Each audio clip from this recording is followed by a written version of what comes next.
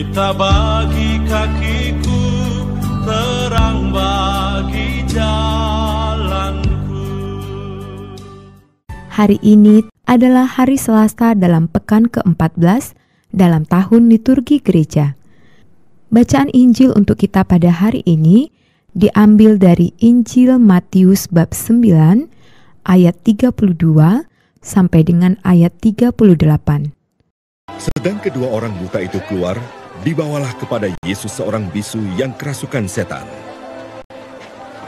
Dan setelah setan itu diusir, dapatlah orang bisu itu berkata-kata.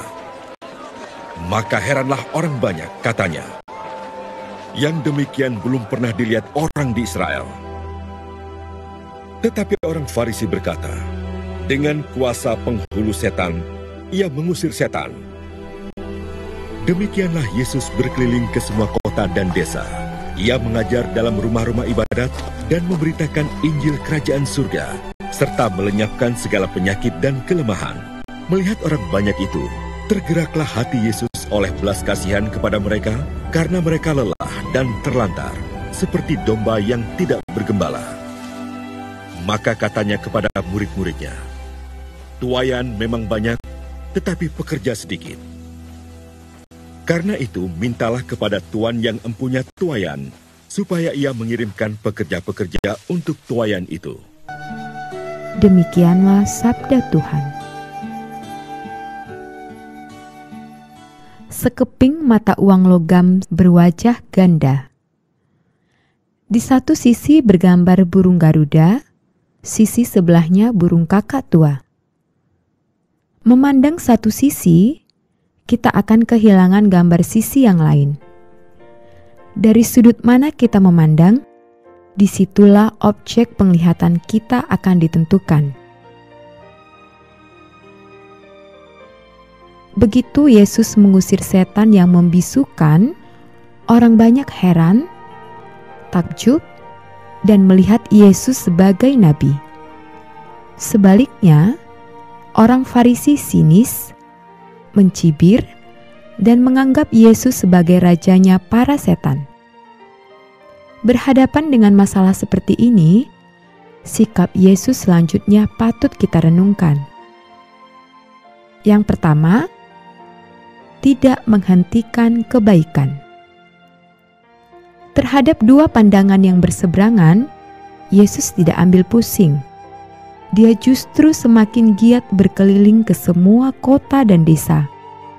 Dia terus mengajar dalam rumah-rumah ibadat untuk memberitakan kerajaan Allah. Segala penyakit dan kelemahan dilenyapkannya. Pujian dan celaan tidak boleh mengecoh perbuatan baik yang kita lepaskan. Ketika pujian datang, itu bukan alasan untuk terbuai dan lupa tujuan. Saat tantangan menghadang, itu bukan alasan untuk sedih dan berhenti berkarya. Apabila sudah diteliti bahwa perbuatan baik itu juga benar, semangat untuk melakukan pekerjaan Allah mesti semakin kita lipat gandakan. Yang kedua, menyelamatkan belas kasih. Mengapa Yesus tidak menanggapi pujian dan celaan yang diterimanya? Salah satu jawabannya terletak pada rasa belas kasih. Terhadap mereka yang sangat membutuhkan, belas kasih jauh lebih penting daripada tanggapan yang diterima atas perbuatan itu sendiri. Satu perbuatan baik tidak cukup. Terlalu banyak manusia yang kalah, tersisih, dan kehilangan arah di tengah kemajuan teknologi yang sedemikian dahsyat. Disitulah sudut pandang kita arahkan. Dengan mengenakan rasa belas kasih, kita akan terbangkitkan untuk tidak berhenti pada satu titik. Yang ketiga, meminta tambah pekerja. Yesus tidak membatasi diri. Meskipun mampu melakukan segalanya, dia tidak ingin bekerja sendiri.